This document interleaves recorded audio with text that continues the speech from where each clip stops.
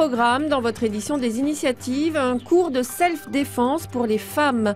Ces Amazones apprennent les techniques pour se défendre en cas d'agression. Pour terminer cette édition, direction Vernoux-sur-Brenne, en Indre-et-Loire, où des cours de self-défense sont proposés également aux femmes. Sur le tatami, ces Amazones apprennent non seulement à maîtriser leur peur, mais aussi des techniques très simples pour se défendre en cas d'agression. Tirez doucement. Et le professeur sait de quoi il parle, il est ostéopathe. Alors que vient-il faire sur le tatami de Vernoux? L'ostéopathe, il essaie d'apporter de la technique par la self-défense au niveau sur l'aspect physique, mental et aussi au niveau de la santé. Ensuite, de la technique en self-défense pour apprendre à travailler sa peur. Et souvent, les élèves sont surpris. En fin d'année, ils ont acquis plus de gestes qu'ils ne le pensaient.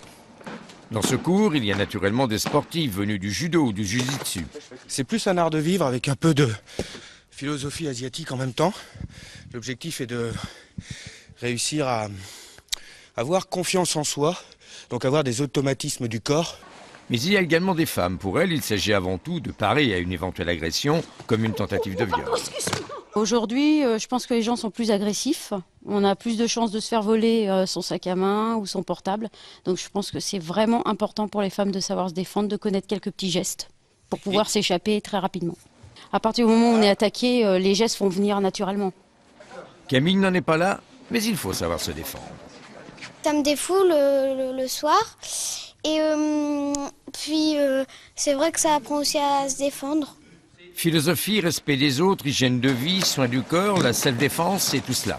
Avant de disparaître dans la nuit, sans même avoir peur de l'obscurité.